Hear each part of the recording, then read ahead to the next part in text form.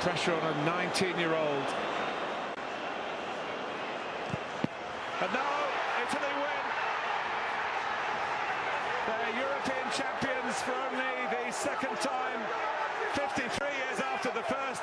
A long wait is over for the Azzurri, but not for England. It's deja vu for Gareth Southgate. Mancini's men have come to Wembley and in the long haul tamed the Three Lions. It's going Rome, Alan.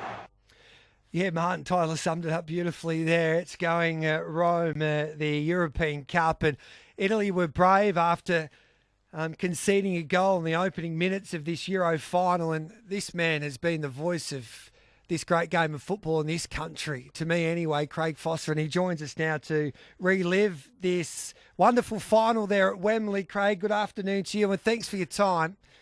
Yeah, always good, Gareth. Nice to speak to you. Can you believe it, really, after what happened there at the start of the match and then penalties and England were on top? It looks like it was coming home, that trophy, but then Italy do what they've been able to do under Mancini and find a way to win. Well, they've been able to do that right throughout their footballing history. So, if you ask any fan around the world, can you believe it? They'd have to say yes. Yep. Irrespective of what happens in a game, the Italians can always manage the game situations. That's part of their football culture. It's part of their football DNA, and they've always been able to do that. So, but I agree with you. Everyone was sitting there watching around the world, and that first 20, 25 minutes, England came out so strongly. And when they're at home, you're never quite sure, because the pressure from, the Germans get pressure and the Italians get pressure. It is in some ways different in England. The expectations are so high, and they haven't been delivered over such a long period of time. There's 55 years since they've been in a final, let alone won one. And each a failure at semi-final or quarter-final, or, the semi-final of 2018 World Cup where they played really well, most of those have been met with, just tremendous derision and attacks on players, and particularly when it comes to penalties. So there is a reticence, I think, culturally from the English team sometimes, and some of the older generations talk about the pressure that they'd felt because they know they're going to have these attacks.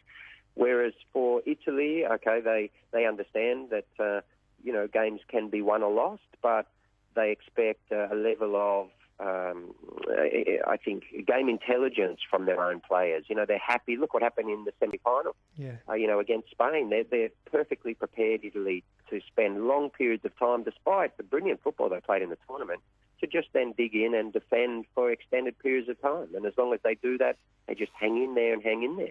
So that first 25 minutes, what I was thinking is, if England get another one here, and it's always possible, when they have their tails up at home, brilliant start, no nerves anymore, really going at Italy. If they get 2-0, this is as good as over. That's near impossible to come back, even for the Italians. They didn't, and then Italy got almost complete control of the game. I think in the end they had 6% of the ball. And it was an incredible performance under that pressure, with that crowd, and with that start, to then be able to take complete control of that very fine English team in those circumstances. That's really purely Italian football on display. How did they turn it around from a couple of years ago when they couldn't even make this tournament? That's a great question. That probably deserves a long answer, but Roberto Mancini has done a brilliant job. The Italian football, industry and culture is very sophisticated.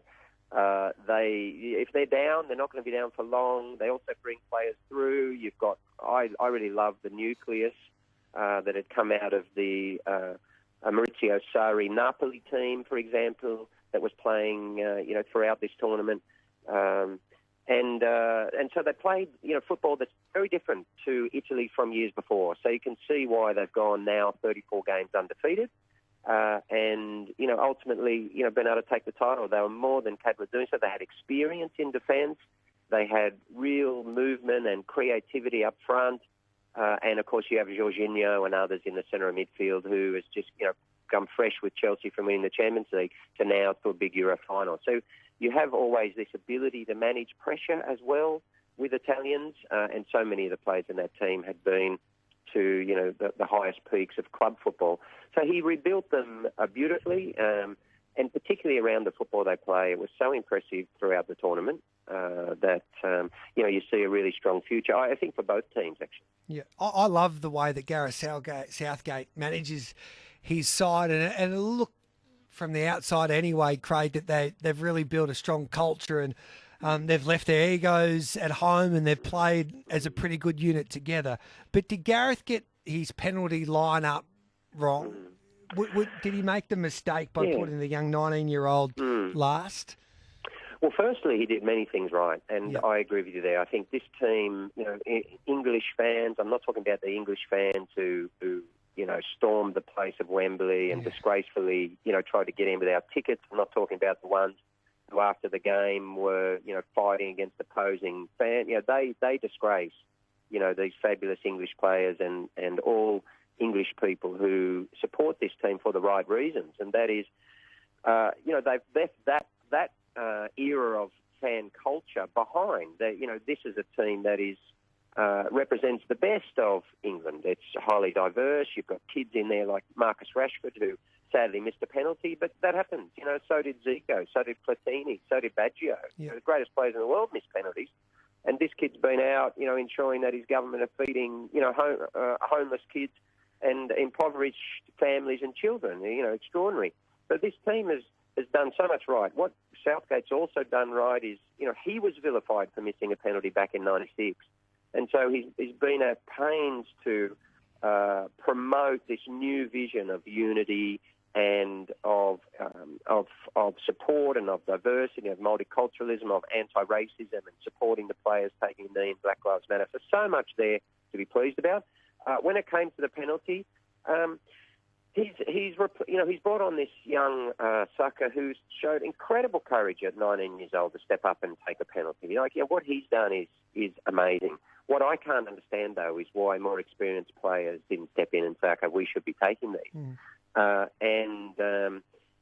Because it's about, in those moments, it's all about nerves, and so much of that is about experience. And you've got so many players in that England team who've been to Champions League finals now, or semi-finals, and, are winning English Premier League titles.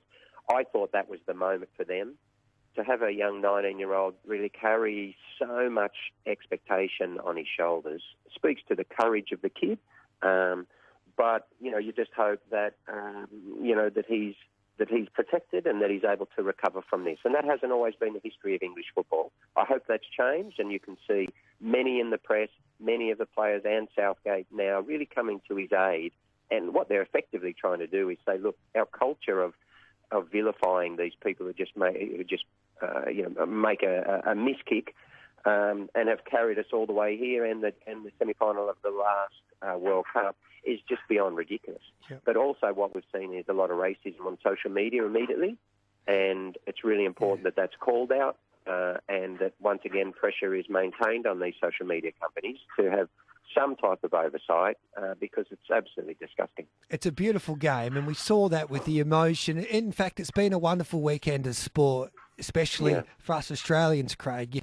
You watched Ash Barty do what she did there on Saturday night, and how humble she was, and what a great champion she is. And you watch that match and you're on the edge of your seat. You're nervous. Sometimes you get a little bit frustrated, but it's tears of joy watching her do what she did. And for the English and Italian fans and soccer fans, it was great watching their sides play. And some were devastated and some are still celebrating. But then you see what some supporters, they ruin what sport's all about, don't they, Craig? When they carry on like they have.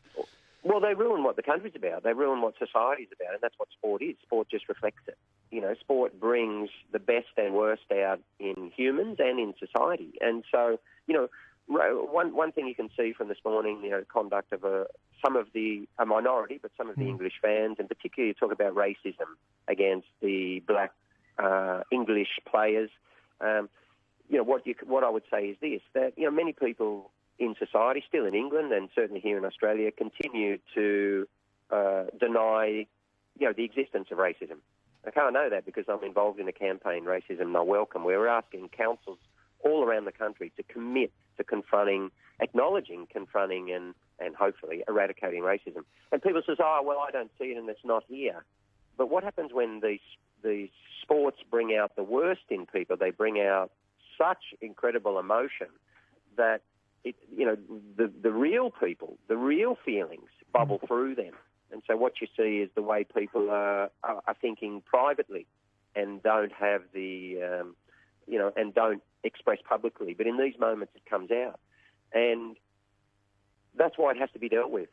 People shouldn't say, oh, well, this is, it just happens in these moments. No, it's there, and this is just simply when we see it. So there are important issues that sport brings to the fore, but it has been a great weekend. Look, Lionel Messi also, the world's greatest player, and many would think, I'm not sure because I love Diego, but many would say the greatest player in history. But it was wonderful to see him also win the Copa America. I think he's had 9 international finals, and this is the first win, and so much pressure riding on his shoulders. But look what he did. Every time there is a penalty, or every time there's a free kick, or every time there was a moment of big responsibility, Lionel Messi for Argentina would always step up. And he failed many times. But, he, for instance, would never allow, a 19-year-old kid to walk up and take it. It wouldn't be necessary. The other thing I'll say, Gareth, about Ash Barty, Dylan Olcott, and others over the weekend is so marvellous. But what Ash did by acknowledging Yvonne Goolagong-Cawley is so beautiful. When you see athletes being so courageous, and the humility that Gareth Southgate demonstrates in success and in defeat. When he won the semi-final, he was very magnanimous towards the Danes, as you should be. When you see that is great. When you see Ash Barty acknowledging her forebears and talking about Indigenous history and trailblazers, I think it's so important. But I'd also just say, look, as we celebrate Ash Barty, and we're so proud of her, and we were so proud of Adam Goodes, and we're so proud of Paddy Mills, the first Indigenous Australian to carry the flag in what is, a contestable Olympic Games, given the COVID situation in Japan. Nevertheless, it's wonderful to see.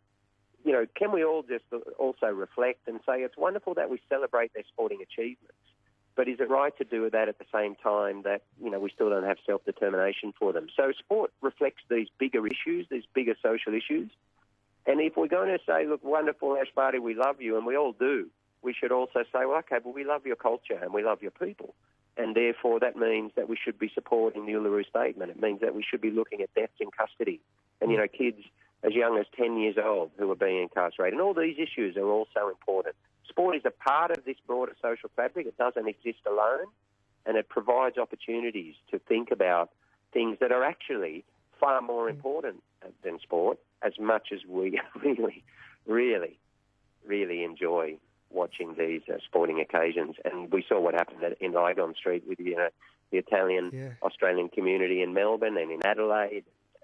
Sadly not in places like Sydney where we have a lockdown. But it's just fabulous. Yeah, beautifully said, Craig. I could listen to you talk sport all day, and you make some really important points as well regarding some big issues in this country. We appreciate your time talking football and all things life, basically. And, it's been a wonderful weekend of sport, and we do appreciate your time, Craig.